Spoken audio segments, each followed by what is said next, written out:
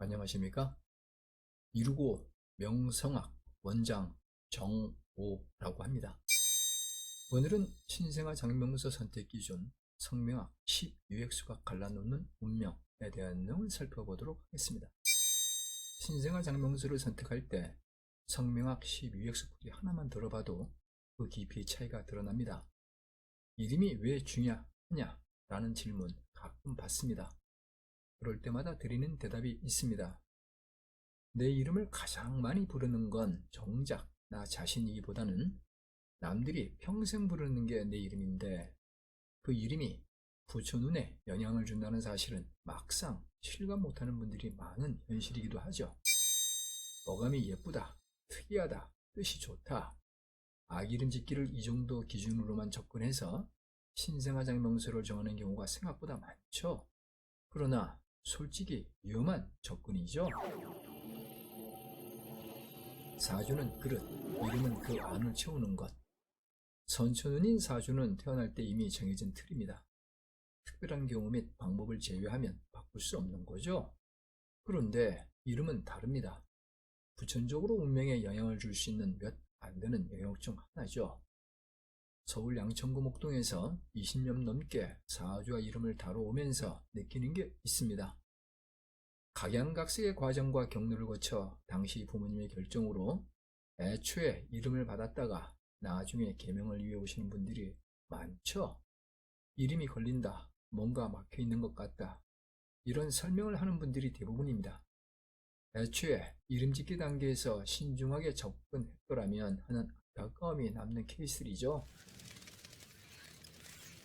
훗날 자녀가 성장해서 부모님 감사합니다, 사랑해요 라는 말을 건네는 인생을 만들어가길 응원하는 심정은 같을 겁니다. 그런데 이름 하나가 그 흐름에 영향을 줄 수 있다는 사실, 또한 그 반대로 잘못 장명된 이름이 자녀의 인생에 발목을 잡을 수 있다는 현실을 미리 이해하시는 요즘 부모님은 생각보다 의외로 많지가 않습니다. 방송 및 후기 공부만으로 신생아 장명서를 선택하면 충분할까? 그것만으로는 부족하죠. 방송 출연 이력만으로는 실력을 확인할 수 없습니다. 어느 방송에 출연했다, 연예인 누가 다녀갔다, 이런 문구들 많이 보셨을 겁니다. 그러나 방송 출연이 객관적 실력 검증의 기준이 될 수 없습니다. 노출과 실력은 다른 얘기죠. 사실 저도 TV방송에 다수 출연한 이력이 있습니다. 그러나 그걸 내세운 적이 없죠. 이유는 단순합니다. 방송 출연과 실력은 전혀 무관함을 너무도 잘 알기 때문이죠. 그러니 출연 경력을 앞세우는 곳을 볼 때마다 솔직히 썩은 미소만 나오는 현상이죠. 또한 추천합니다.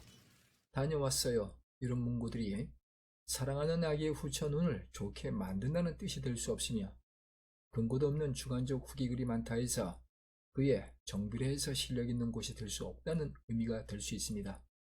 간혹 믿는 종교에서 준 세례명이라든가 법명을 아기 이름으로 그대로 쓰는 경우도 봤습니다.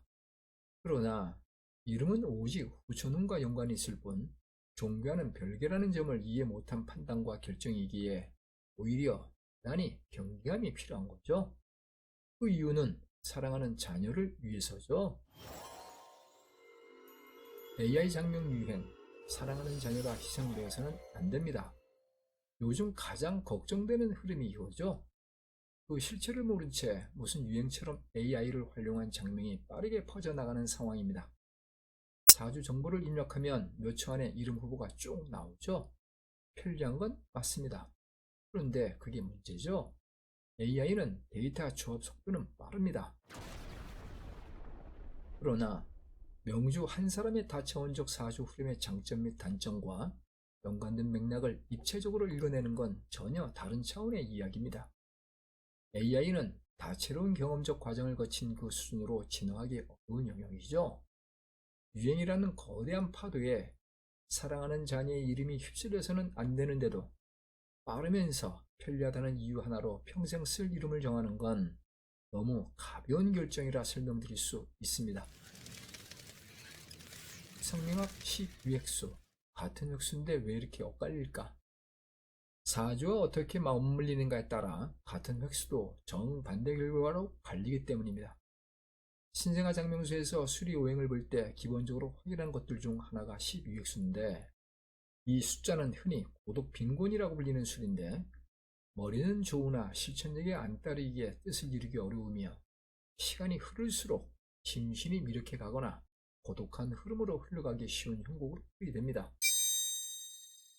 그러나 선천운과 궁합이 맞는 경우에는 온순하면서도 강직한 성향으로 교육, 언론, 법조 분야에서 점진적으로 성장하게 되어 집안을 일으키는 대운으로 이어지죠. 또 반대로 선천운과 충돌하는 경우에는 타향을 떠돌거나 구슬에 휘말리며 심하면 불구나 단명의 불운으로 연결될 수 있습니다. 같은 성명학 12획수인데 이렇게 갈릴 수 있습니다. 그래서 이와 같이 같은 획수라도 사주와 어떻게 맞물리는가 중요하다 볼 수 있는 겁니다. 획수 하나만 떼어서 좋다, 나쁘다 판단하는 건 안쪽짜리 분석에 불과합니다. 장명하는 곳마다 같은 수리를 기준으로도 이렇게 풀이하는 수준이 엇갈리는 이유가 바로 여기에 있는 거죠. 그림 찍기 전에 최소한 살펴볼 항목들입니다.